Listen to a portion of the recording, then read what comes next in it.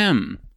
After long last, after a very long break that took a long time, about a month, although for you guys, you got an episode just yesterday, I'm finally back recording a full episode in the present time. What an amazing day to be alive.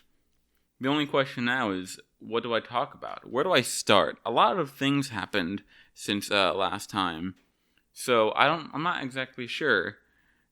But I guess we can start with some small shit, and we can work our way up to the big shit. So some small shit. I know last time or the episode before that, I can't exactly remember.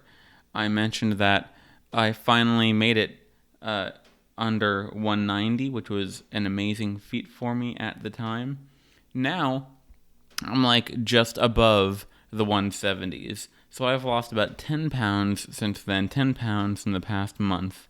That seems like a lot to me, but hey, whatever. I'm doing it. I'm being strong, good, and smart. I'm eating healthy. I'm doing this and that. It's real great. Some more things that happened. I'm just going to spitfire them, throw them out there as fast as possible, just to get myself used to talking for 15 minutes at a time again, which shouldn't even be that difficult of a thing to do. I talk all the time. But Takumi Goto, otherwise known as Takumi Aldini, he moved away to Philadelphia. So that's fucking crazy. Because of all this corona shit, reasons, this and that, he couldn't stay where he was staying. So now he moved away to Philadelphia, which sucks. Because I like Takumi, I like seeing Takumi, and now I cannot see Takumi anymore. So that's one friend who I'm just no longer hanging out with. And also, I have particular reasons for not wanting to be in New York. But if I'm being honest, those reasons are actually stupid and don't really matter. But they are reasons nonetheless. So in the time absence of me not seeing Takumi and me not doing this and that, I don't know, I've picked up a few things. I've cleaned more. I've done a bit more reorganizing, but not that much. I'm playing the ukulele less, and I'm actually unbelievably poor, so I ended up needing to sell my banjo ukulele or my banjo-lele just for a few bucks so I could take the bus down to my hometown to see my brother. Speaking of seeing my brother, actually, fun thing that happened that I probably shouldn't be saying because of one particular person who has a small chance of listening, but he probably won't be listening, so it doesn't really matter. When I did go down to see my brother, me, my brother, and a friend of his took a trip up to Upper Pennsylvania near the mountains in a cabin. And what we did is we tripped on psychedelic mushrooms. Let me tell you, I could talk more about this situation at a later date, whenever I feel like it, because it gave me a lot of thoughts. But what I will say is that you can't exactly explain psychedelics to somebody who hasn't taken psychedelics, and I know that's an obvious thing to say, but I cannot understate how much you cannot explain what it's like. A perfect example is that of the concept that many people refer to as the death of the ego, right? Because when you explain the death of the ego, you basically, the name kind of describes itself. You end up losing a sense of self, and your current reality tends to make a lot less sense to you than it did before. But that doesn't even scratch the fucking surface. Let me tell you, I've tripped one time before this, but this time it was an entirely, completely different situation, right? Because not only did I experience intense ego death, and I was really struggling with the concept of reality, and I was really considering whether or not death actually means anything, and if death matters, because I didn't believe that the current moment and the current world I was in was real. Not only that, which on its own is a pretty fucked thing to be going through, but not just that, I experienced a very, very scary feeling where I felt like I needed to constantly be working to make sure that I didn't let go and just relax my muscles and body, because it honestly felt like if I relaxed, if I gave in, if I stopped holding myself together, I would just disappear. I felt myself zoning out and fading, and I had to jolt myself back and be like, no, you have to stay focused. You have to work hard to make sure this doesn't happen. Which, I don't know what would have happened if I let myself go. It's very possible I would just go on to enjoy the trip and be in this happy fantasy world. But it's also very possible that what would have happened is that my mind would break and I would be lost forever. Now, I don't know. I'm pretty sure I know that on mushrooms, which is what I took, on mushrooms, that doesn't really happen. That's more of an LSD thing, like completely breaking from reality and experiencing insane side effects. So it probably wasn't going to happen. But the thought that it could have and the thought that I thought it would have happened, it really scares me. At some point, I even questioned to myself why I even wanted to do psychedelics, because after going through that, it was I would describe it as a bad trip, because it was an intensely uncomfortable and painful situation to be in, which I had to preface with that, because despite me at the time wondering whether or not or why I would ever want to do that, now, after the fact, I kind of want to try psychedelics again, but in a different situation. Because last time what happened was I was with two people up in the mountains where I was dozens of miles away from anywhere I could even possibly know. And one of the people I was with was someone whom I've only met 2 other times, and the other person was my older brother. While an amazing person, doesn't have the greatest track record with drugs. So needless to say, I was in a tight situation at the time. But I feel like if I was on my own, in my apartment where I am comfortable, I would much more be able to handle the situation. One thing to consider is the fact that if I were here, I would have access to my phone, the internet, and I'd be in the town where I live. So I would have to make real sure that I don't do anything to fuck it up, right? I don't want to let other people know I'm tripping. I don't want to go into town or do this or that. I would definitely need to be able to stay in the one location. But that's all I'm going to say about the trip. I don't know if there's much more I could say besides we also got extremely high on the trip, but I feel like that would be obvious. I haven't smoked in a while, so when I smoked the entire time, it was enjoyable to say the least. Now, moving on from that topic, I want to briefly mention that right now I'm drinking tea, a nice oolong tea, and I've decided that I'm not going to edit out the sounds of me drinking my tea, just because the whole conceit, not the whole conceit, but a good conceit of this podcast is that I'm giving off a kind of bartender, barista, server kind of vibe. So if you hear me drinking tea, that's just gonna add to the atmosphere. But I don't know. Whatever. I just wanted to mention that, so if you heard it, you weren't wondering what the fuck was that, right? So that's what that's all about. Another thing is that I forget if I mentioned it before, but there's this one girl at the tea shop, and her name is Althea. Now, at first, Althea and I, at least how I perceived it, Althea and I just did not get along. Something about me she didn't like, and the fact that she didn't like me made me not like her very much. Yeah, so recently, the past week or two, actually, we've been getting along much better. We've been talking more, and we've actually been alone in the tea shop more, just because of scheduling and when she works and such. So we've been getting along more, and that makes me happy, because I love getting along with people. Now, I don't want you to get the wrong idea. This isn't a romantic type of thing whatsoever. She's actually gay, and I am actually only 15% gay. So that's how that works. I don't know if you knew that, but That's how it is. So to me, this is just a good way to have a new friendship. Because if you know me, you know that I have a deep and intense craving for friendship amongst my peers. Because if I'm not around people, I start talking to myself. And when I start talking to myself, I decide to record myself talking to myself.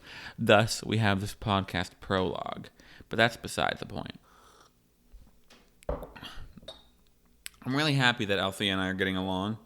Because aside from her not liking me, she's a pretty cool person. We both share similar taste in tea. Her and I are of the few people who very much love Lapsang Souchong and Royal Mountain Sage. Two teas I highly doubt anybody listening to this podcast Prologue would know, but I'm mentioning it because I love it and I need more people to know about it.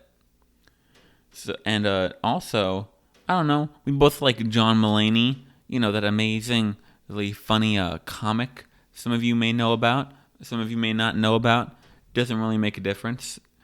But that's all I have to say about that. I know I'm cutting off my sentences and my thoughts kind of abruptly, but that's, like I've mentioned, it's because, one, I have a lot to get through, and two, I'm really bad at transitioning into other things, especially now that I've been away from the mic for so long. Hopefully, in the next few days, I'll be better with this, and I won't have to point out the fact that I'm stopping, or stopping abruptly in general, because I'm sure to you guys that's not very fun. Tonight's podcast Prologue commercial break is going to feature something a little bit different from what I normally do. Tonight, I'm going to read the prologue to Book 2 in the Kingkiller Chronicles, The Wise Man's Fear. I know you must be wondering, Kino, why are you reading the prologue to a book as a commercial? Also, why are you reading the prologue of the second book in a series that we haven't read as a commercial? And to that I must say that this book was the one that is sitting on my dining room table, and I saw it, and I thought it might be fun to dramatically read a prologue that I quite enjoy. So, even though you don't know what I'm talking about, I hope you enjoy it anyway. Here it goes. Dawn was coming. The Waystone Inn lay in silence, and it was a silence of 3 parts. The most obvious part was a vast, echoing quiet made by things that were lacking. If there had been a storm, raindrops would have taped and pattered against the south vines behind the inn. Thunder would have muttered and rumbled and chased the sounds down the road like fallen autumn leaves. If there had been travelers stirring in their rooms, they would have stretched and grumbled the sounds away like fraying, half-forgotten dreams. If there had been music, but no, of course there was no music. In fact, there were none of these things, and so the sounds remained. Inside the Waystone, a dark-haired man eased to the back door closed behind himself. Moving throughout the perfect dark, he crept through the kitchen, across the tap room, and down the basement stairs. With the ease of a long experience, he avoided loose boards that might groan or sigh beneath his weight. Each slow step made only the barest tap against the floor. In doing this, he added his small, furtive sounds to the larger, echoing one. They made an amalgam of sorts, a counterpoint. The third silence was not an easy thing to notice. If you listened long enough, you might be able to feel it in the chill of the window glass and the smooth plaster walls of the innkeeper's room. It was in the dark chest that lay at the floor of a hard and narrow bed. And it was in the hands of the man who lay there, motionless, watching for the first pale hint of dawn's coming light. The man had true red hair, red as flame. His eyes were dark and distant, and he lay with the resigned air of one who has long ago abandoned any hope of sleep. The Waystone was his, just as the third silence was his. This was appropriate, as it was the greatest silence of the 3, holding the others inside itself. It was deep and wide as autumn's ending. It was heavy as a river-smooth stone. It was the patient, cut-flower sound of a man who is waiting to die. What is very fun is the fact that very soon I might not be as poor as I've been for a very long time. This is because I got a job at my local Burger King. Now, I know what you're thinking. You're thinking, Kino, why would you work at a Burger King? Burger Kings are hellspawns and evil and shitty, and they treat their employees like garbage, and they overwork you. And to that I have to say, you're completely right. All of those things are true. But what you need to understand is the fact that after a while, being unimaginably poor and needing to beg family members for some money just so you can buy food that week does not feel good. It hurts me down to my core, and I hate it. So I got a job. Not only did I get a job, I also got a job where I work 6 days a week, 7 hours a day, from 2 to 9, and I always have Monday off. Now, for those of you who are not great at math, that's 42 hours a week. Therefore, a full-time job, yay, isn't that fun? So now that I have a full-time job and I'm working all the time, I finally understand what it feels like to be tired and cramped and in pain and sore all the time, which isn't a big deal. It's fine. I enjoy the work. It makes me feel more responsible, and it keeps me productive, and it makes the free time I do have even more enjoyable. Now that I'm working at Burger King, also, an unintended side effect of that is that now that I'm interacting with more people and doing more things, I actually have more things to talk about on the podcast. Like, for instance, I could talk about how on Sunday, when I was dismantling the broiler and carrying over the giant pieces of metal, which were very, very, very hot, over to the sink, one large piece of metal briefly scraped and touched my forearm / elbow. You know, that little space in your elbow that's like an armpit. I don't know the name. It briefly touched there. And now I have a large, raging burn on my arm that I have bandaged, and it hurts because when I bend my arm in any way, shape, or form, or I stretch my arm at all, it is shockingly painful. That's something I could talk about. In fact, I just did talk about that. And that's only one thing out of a dozen things already that I could talk about. However, looking at the time, I realized that I finally made it to the 15-minute mark. We're a bit past the 15-minute mark, and we're approaching the 16-minute mark now, which is probably good because I realize that usually when I cut out audio, the pauses in the audio and the ums and the buts and such, it ends up being like a minute or two less, so it's good to have this kind of buffer. Even though when I add in the commercial break and the intro and outro, it usually will fix it anyway. Point being is that I'm tired, I've had a long day of work, and I figure now is as good a time as any to sign off and say goodnight. So I hope all of you sleep well and look forward to listening to me tomorrow. Have a nice night. That might groan or sigh beneath his weight. Each slow step made only the bear's tap against the floor. In doing this, he added his small, furtive sounds to the larger, echoing one. They made an amalgam of sorts, a counterpoint. The third silence was not an easy thing to notice. If you listened long enough, you might be able to feel it in the chill of the window glass and the smooth plaster walls of the innkeeper's room. It was in the dark chest that lay at the floor of a hard and narrow bed. And it was in the hands of the man who lay there, motionless, watching for the first pale hint of dawn's coming light. The man had true red hair, red as flame. His eyes were dark and distant, and he lay with the resigned air of one who has long ago abandoned any hope of sleep. The waystone was his, just as the third silence was his. This was appropriate, as it was the greatest silence of the three, holding the others inside itself. It was deep and wide as autumn's ending. It was heavy as a river-smooth stone. It was the patient, cut-flower sound of a man who is waiting to die.